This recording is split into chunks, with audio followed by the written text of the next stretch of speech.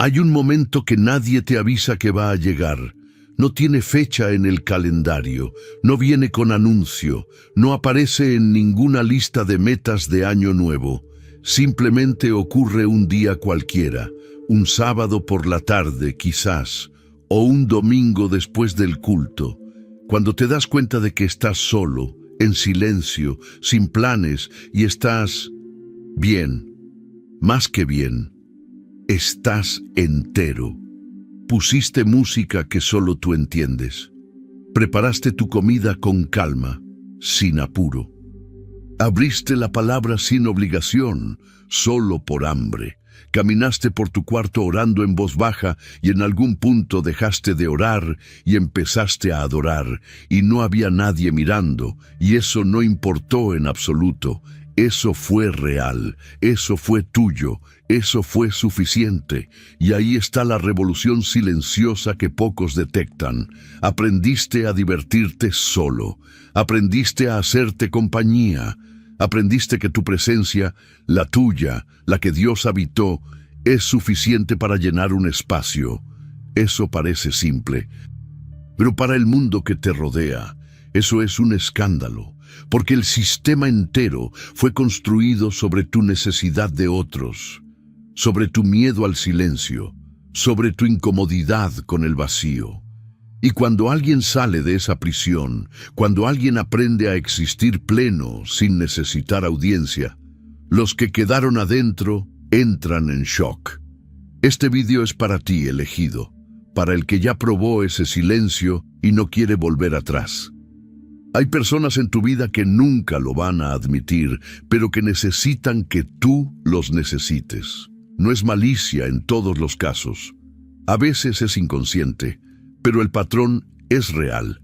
Mientras estuviste disponible, ansioso, buscando planes, respondiendo rápido, llenando tu agenda para no quedarte solo, todo funcionaba, las llamadas llegaban, los grupos de WhatsApp te incluían, los invitaban, te consultaban, te necesitaban. Pero el día que empezaste a decir que no sin disculparte, el día que pasaste un fin de semana entero sin publicar nada, sin salir, sin reportarte, y volviste el lunes renovado, con ojos tranquilos y palabras firmes, algo en el ambiente cambió. Empezaron las preguntas disfrazadas de preocupación. ¿Estás bien? ¿Pasó algo? ¿Por qué tan desaparecido? Lo que en realidad estaban preguntando era, ¿por qué ya no te necesitamos para completarte? Hay relaciones que fueron construidas sobre tu fractura, sobre tu necesidad de validación, sobre tu miedo a ser olvidado. Y cuando esa fractura sana, esas relaciones no saben cómo sostenerse. Pedro entendió esto. Antes de su transformación era reactivo, impulsivo, dependía del calor del grupo para saber quién era. Después del Espíritu, era un hombre enraizado. Y ese enraizamiento incomodó a muchos, porque ya no podían moverlo con presión social. La solidez interior amenaza a quien construyó su vínculo contigo sobre tu fragilidad. No es tu culpa. Pero sí es tu responsabilidad reconocerlo y proteger lo que Dios construyó en ti, aunque eso signifique dejar que ciertas relaciones se redefinan o se alejen. Nadie habla de los 40 años de Moisés en Madián como si fueran algo valioso. Los tratamos como un paréntesis, como tiempo perdido, como un error de cálculo en la historia de un gran hombre. 40 años cuidando ovejas en el desierto, lejos del palacio, lejos del poder, lejos de todo lo que parecía ser su destino. Pero Dios no estaba distraído.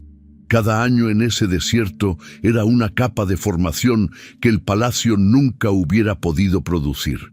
El palacio le enseñó protocolo. El desierto le enseñó dependencia de Dios. El palacio le dio conocimiento. El desierto le dio carácter. Y fue del desierto, no del palacio, que salió el hombre capaz de pararse frente a Faraón sin temblar. Pablo hizo lo mismo. Después del camino a Damasco, no fue a Jerusalén a validarse con los apóstoles. Fue a Arabia, solo, en silencio, por años, Lo que recibió allá no vino de ningún hombre, vino directamente de la revelación de Jesucristo. Jesús mismo se fue al desierto 40 días antes de comenzar su ministerio público. ¿Ves el patrón? Los que Dios va a usar de manera extraordinaria, primero los lleva a estar solos de manera extraordinaria. Tus temporadas de soledad no son castigo, no son señal de que Dios se olvidó de ti, son laboratorios. Son cámaras de formación donde se produce algo que la multitud no puede ver, pero que todos van a sentir cuando salgas.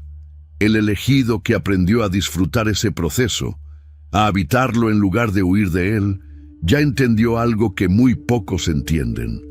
Hacerse compañía es una habilidad, no viene de fábrica, se aprende. Y no tiene nada que ver con ser introvertido o extrovertido. No es sobre personalidad, es sobre madurez espiritual y emocional. Es sobre haber trabajado tanto tu mundo interior que ya no te asusta quedarte solo con él. Hay personas que huyen de sí mismas todo el tiempo. Necesitan ruido, necesitan pantallas, necesitan planes, porque en el silencio aparecen las preguntas que no saben responder, las emociones que no saben procesar, la voz de Dios que no saben escuchar. El elegido que aprendió a hacerse compañía ya pasó por ese silencio y no huyó. Se sentó con él, lo habitó. Y del otro lado encontró algo que ninguna fiesta podría haber dado. El Salmo 23 no dice, aunque camine por el valle, llévame con alguien. Dice, aunque ande en valle de sombra de muerte, no temeré mal alguno, porque tú estarás conmigo. La compañía que el salmista encuentra suficiente no es humana, es divina. Aprender a disfrutar tu propia compañía no es arrogancia, es fruto, es la evidencia de que algo maduro creció en ti, de que tu identidad ya no depende de ser visto para existir, de que puedes sentarte a tu propia mesa, mirarte al espejo sin ansiedad, caminar por una calle sin necesitar llenar el silencio con llamadas. Eso es libertad, y esa libertad tiene el aroma de Dios. Cuando alguien a tu alrededor te observa reír sin audiencia, descansar sin culpa, rechazar invitaciones sin drama, no siempre saben qué sienten, pero sienten algo, una incomodidad que no saben nombrar. Lo que están viendo es a alguien que salió de la prisión en la que ellos todavía viven. Y eso funciona como espejo, no un espejo que los acusa, uno que simplemente refleja lo que aún no lograron alcanzar. El mundo construyó su identidad sobre el aplauso del otro, sobre el like, la validación, el reconocimiento externo. Cuando alguien opera desde adentro, cuando su alegría no necesita testigos para ser real, eso desestabiliza el sistema completo. José lo vivió. Sus hermanos no podían procesar lo que él cargaba. No era solo envidia de sueños, era el malestar profundo de estar cerca de alguien que no los necesitaba para saber quién era. Su identidad no dependía de su aprobación. Su propósito no requería su validación. Y eso, para ellos, era insoportable. Cuando el elegido aprende a disfrutar su soledad, deja de ser manipulable. Y la persona que no puede manipularte, que no puede controlarte con la amenaza del rechazo, no sabe qué hacer contigo. No es tu problema resolverlo. Tu trabajo es mantenerte enraizado, seguir siendo quien eres, aunque lo que eres los perturbe. Hay un tipo de alegría que el mundo no produce y no entiende. No es euforia, no es la alegría que llega cuando las cosas salen bien, cuando alguien te elogia, cuando el plan funciona. Es más tranquila que todo eso, más profunda, más estable. Es la alegría que habita por debajo de las circunstancias, no encima de ellas. Pablo, escribiendo desde una prisión, le dice a la iglesia de Filipos: he aprendido a contentarme cualquiera que sea mi situación. Filipenses 4, versículo 11. La palabra que lo cambia todo es aprendido. No dijo recibí, no dijo nací con. Dijo, aprendí. Esto es una habilidad desarrollada, un músculo ejercitado en la dificultad. El elegido que aprendió a divertirse solo no llegó ahí por accidente. Llegó porque atravesó temporadas donde no había nadie, donde los planes fallaron, donde los grupos se disolvieron, donde el silencio fue lo único disponible, y en lugar de amargarse, eligió aprender a encontrar a Dios en ese espacio. Y del otro lado de ese proceso nació una alegría que no necesita invitación, que no espera condiciones ideales, que no depende del clima relacional para activarse. Eso desconcierta al mundo, porque el mundo te prometió que necesitabas ciertas cosas para ser feliz, y tú las perdiste todas, o las rechazaste y sigues sonriendo. Eso no se explica con psicología. Eso se llama fruto del espíritu. Va a haber un momento en que la libertad va a parecer demasiado solitaria. Un momento en que el ruido de la multitud va a sonar más atractivo que el silencio donde Dios habla. En que un grupo que no te edifica va a parecer mejor que una tarde a solas con la palabra. En que vas a querer volver, no porque sea bueno, sino porque es familiar. Israel quería volver a Egipto, no porque fuera mejor, sino porque la esclavitud conocida parecía más segura que la libertad desconocida. Esa tentación va a venir, y cuando venga, recuerda lo que Dios construyó en ti durante el silencio. Recuerda lo que eras antes, ansioso, dependiente, vacío en medio de la multitud, y lo que eres ahora. No traiciones lo que fue formado en soledad por pertenecer a algo que no te cuesta nada, pero tampoco te da nada. La comodidad del grupo no vale lo que Dios depositó en tu soledad. Existe una diferencia enorme entre soledad elegida y abandono, y el elegido necesita conocerla de memoria. El abandono es cuando nadie está. La soledad elegida es cuando uno es suficiente. Elías, agotado y solo bajo el árbol de enebro, le pidió a Dios que lo dejara morir. No tenía fuerzas, no tenía compañía, sentía que era el único que quedaba, y Dios no mandó una multitud a animarlo, no organizó un evento de apoyo, mandó un ángel, pan recién horneado y agua fresca.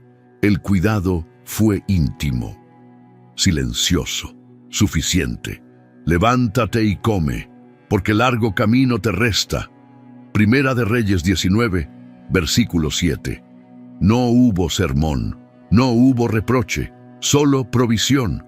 Dios es especialista en encontrarte en tu solo, y cuando el elegido aprende a disfrutar esa compañía, la compañía de aquel que nunca se va, que no necesita que estés en tu mejor momento para quedarse, descubre que la soledad nunca fue vacía. Siempre hubo alguien ahí, esperando que hicieras silencio para poder ser escuchado. Toda tu vida sentiste que no encajabas. En los grupos, algo en ti buscaba más profundidad de la que estaban dispuestos a ofrecer. En las conversaciones, te cansabas pronto de lo superficial. En las fiestas, llegaba un punto en que preferías irte. No porque fueras antisocial, sino porque algo en ti no encontraba sustento en lo que todos parecían disfrutar tanto. Y durante años cargaste eso como si fuera un defecto. No lo es, nunca lo fue.